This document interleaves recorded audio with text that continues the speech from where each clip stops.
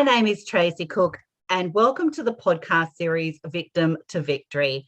This series gives a voice to those that have overcome obstacles in all forms, that dare greatly to share their real stories. Amazing humans like our upcoming guest that have seen hope and risen above those adversities to become victorious, that now support and inspire others to do the same. And today we are giving a voice to Shannon Monet. Welcome to Victim to Victory. What we're Thank going to you. do is share a little bit about your background. We have been checking out everything about Shannon.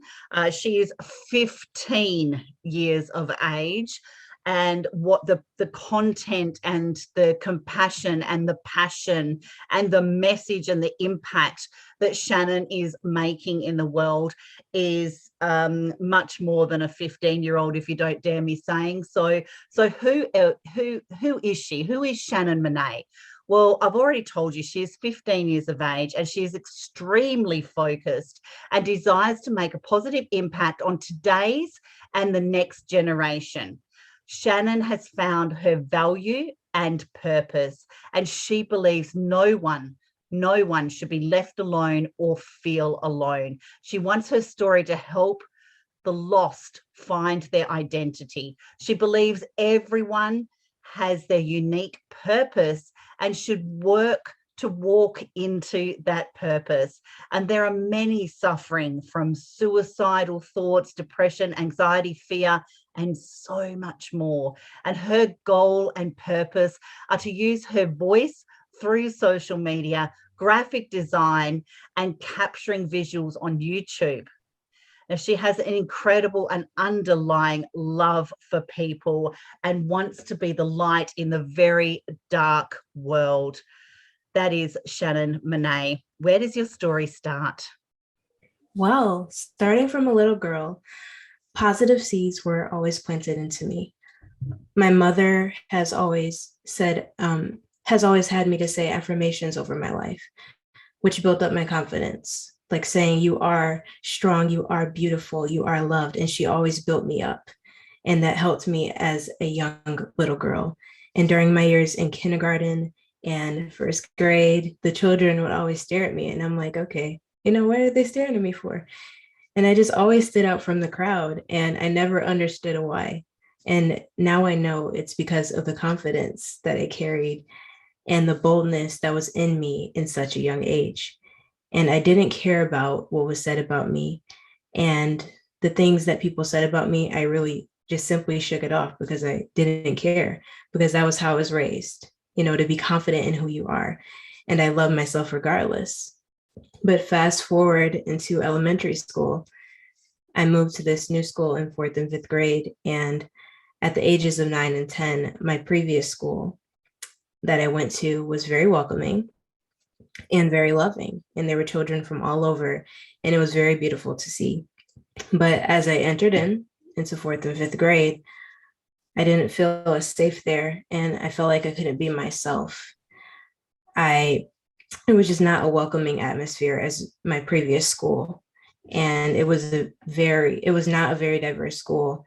And it was already hard for me to enter a new school because I was a new student, and not knowing anyone was really tough for me, because I thought it would get easier for me. After a couple of months, I thought maybe I would make some friends and it would be all sunshine and rainbows. But for me, that was not the case, because I was constantly going through thunderstorms every single day, and I kept looking for a rainbow, but it never appeared. I was instantly rejected and alone for years. I was the kid that no one wanted to associate with because I was different. I was mentally bullied. I was teased. And it was already hard for me to enter a new school, being the new student, do the things that they did, but they still didn't accept me. I tried to fit in the box, and I just couldn't fit into it. I tried to dress like them, act like them, but I still wasn't good enough in their eyes. I lost myself, and I didn't even know who I was anymore. The little girl that I used to be started to slowly fade away, and the light that I carried inside of me started to slowly dim. The confidence and the boldness I carried started to turn into fear, anxiety, and depression, and even insecurity. And all of the things that I was taught as a little girl started to fade away. I grew numb, and the love that I carried for myself started to brew into hate. I wanted love and acceptance from others, and I just no longer cared about myself anymore. I no longer loved myself. It was really based on others' opinions. I allowed that negative atmosphere to control me. I allowed negative statements about me to shape my false identity. And it was it was one time where I was so vulnerable and desperate, where I started to fall into toxic friendships, and they ended up backstabbing me, which made me hurt even more, leaving me to be even more alone. I tried to fill that void with music, and that didn't work either after some time.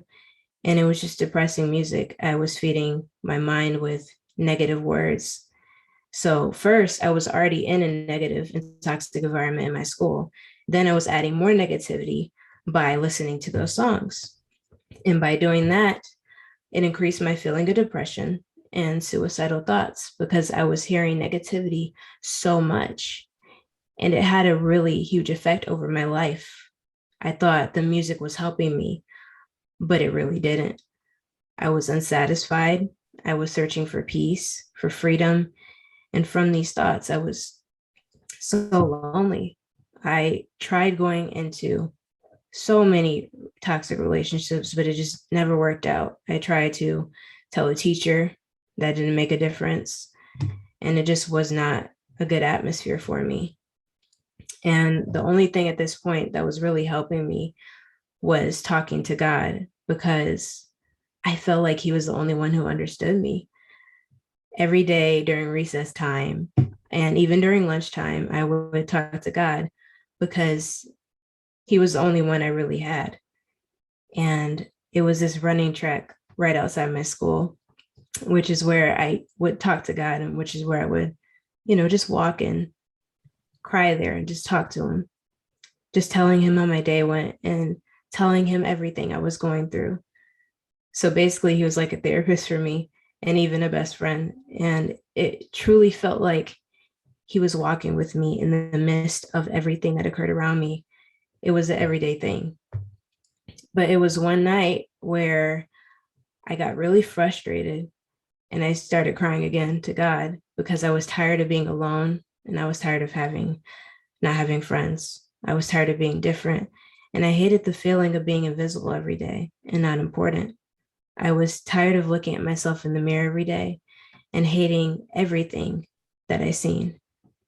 From my skin complexion to the clothes I wore, I started to wish I was dead.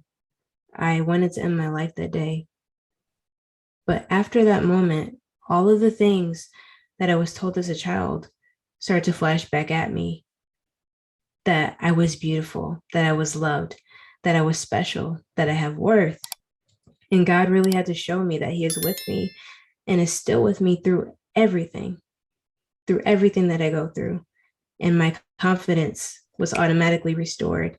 And after years, I started to change and shift. And I'm no longer the same girl I was when I was 10. And I'm still shifting and changing now, but I'm in a better place. And I finally love myself again. And now here I am 5 years later, being a light to others and sharing that you can be happy and that you can be free. And I'm here today.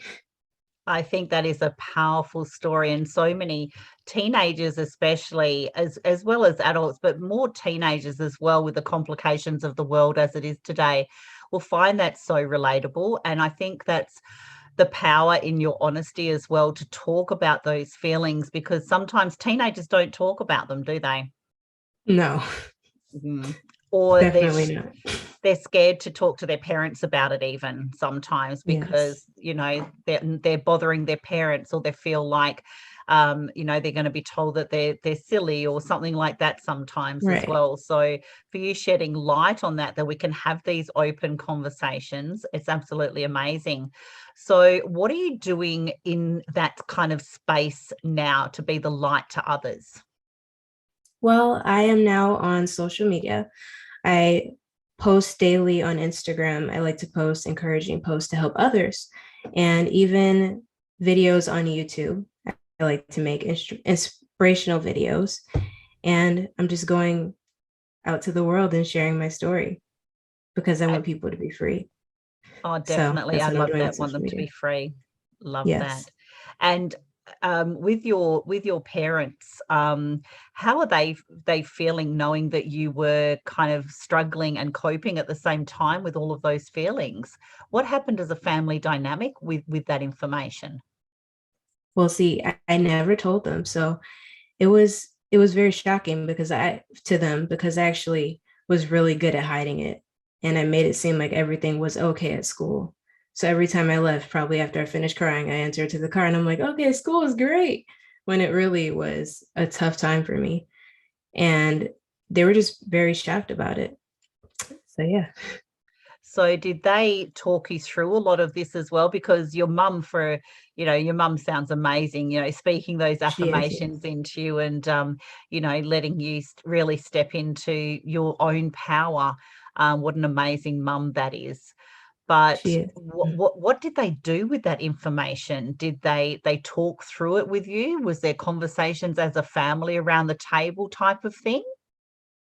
Yeah, she did end up talking to me, but even during that time, like after everything happened, I did tell her actually after, like after the fact, and she found out and she just really started talking with me. And it was just a really good conversation. She really helped uplift me. And it's just the support of a parent is really amazing. And what would you say to other teenagers that are kind of having those kind of thoughts and struggling with that emotion and those suicidal thoughts? What would you say to them? Would you say reach out to someone? Would you say go and see your parents? Would you say what words would you use to them? Well, I would say talk to your parents, but also even just talking to God, because that really helps because he truly understands. But even just going to your parents and just talking with them because they can give you the best support as well. And in schools and things like that, I mean, you're in the US, we're here in Australia. I think this isn't defined by countries. I think it's very, very common within the school playground and things like that. How much do you think factors into, like, you experience that bullying, you experience that mental bullying? How big do you think bullying actually does play on a teenager's mind? Well, it plays a huge part because you're constantly hearing that negativity every day, like people just making fun of you. And then you start to believe it yourself because you're hearing it every single day. And then it really overtakes your mind. And you're like, okay, I am like this. I am what they say I am. And it really just shifts your mind where you start to think, like, okay, well, maybe I should end my life because the kids at school aren't liking me. Or it really just has a huge effect, bullying. And within your age group, if you don't mind me asking, how how much do you talk about it as a teenager, these kind of things? Is this something you can talk about with your friends? Is this something that you share openly with girlfriends or things like that as well? Or is this something that you really keep to yourself because you think you're the only one struggling? Well, it depends on the person, really. But in my personal experience, I felt like I couldn't share with anybody. No family members, no nothing. I just couldn't share with anyone. And some people, they can easily go to their friends and talk to them, but most of the time, they really bottle it up inside and they just keep it to themselves. And they just basically put on a mask and make it seem like everything is fine when it's really not. And do you think a lot of teenagers do that? They really wear that Yes, mask and kind of go, like you yes, said, yes, school was yes, great, and they smile and they pretend. So what yes. advice would you give to parents to look out for those, for signs? I suggest they should just like really just talk to their kids and like see how they're really doing, and just leave that open space for them to be able to come to them, that open space of trust where they're able to like tell their parents if they're having a rough day. So I would just say like really opening yourself up to be able to talk to your children, just giving them that trust, like you can talk to me whenever you need to. And for me, I needed that presence, and my parents definitely did that for me. I could talk to them if I needed to. That's a wonderful support. And what if those teenagers that are feeling like this don't have that support? Have you encountered that at all with you shedding your light? Have you spoken with other teenagers, young adults that are kind of, but I don't have anybody. I don't have my parents that I can go to. What advice would you give as a teenager if they don't feel as though they've got that trust? Well, I actually came across this one person on social media, and I reached out to them, and they said they were struggling. They were in the same situation, basically what you explained, and they felt like they couldn't talk to anybody. And they also were kind of in the same boat that I was in, where I was able to help them out. And she actually has been talking to God as well, and that's what helped her with suicidal thoughts. And that's what really helped her with that trust as well, just talking to God. And that's who she went to. And that's what helped her through suicidal thoughts. She almost killed herself one day, but it was God who really helped her through. So So it's I thought that was really amazing. tapping into your spirituality, talking to Yes. God, talking to creator, talking to somebody with a higher divine being, basically. Mm. Yes. Now, I know that you're doing a lot on social media and things like that as well. What are your plans for 2022? Have you got anything in the pipeline? Well, I feel like I want to make more videos, and then I'm also just gonna go more into podcasting and interviews, and I'm excited for it. Well, your light is shining far and wide. I know that a lot of teenagers will connect with you because you are so brave to share this publicly and to share it with such passion, to be able to want to be the change in the world. We embrace that here at Victim to Victory podcast and love connecting with people. What is the biggest message that you would want our audience to take away today? Well, everything that you've been through and what you're currently going through is for a purpose. It may hurt right now. It may feel like it's hard to take, but keep going, keep pursuing. 5 years ago, I didn't know that everything I faced would take me to the place I am now, where I'm helping others to get out the shoes that I once wore. The path of the journey will be challenging.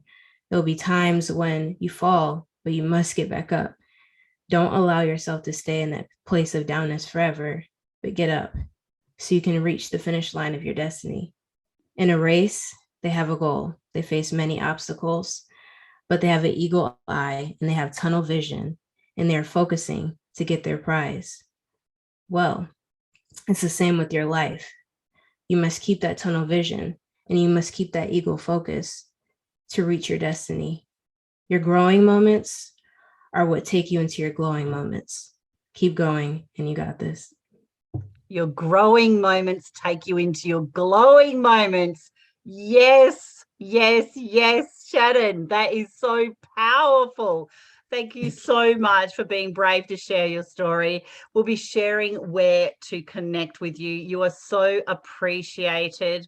And you can find the Victim to Victory podcast series on YouTube, Spotify, Apple, and our Facebook group.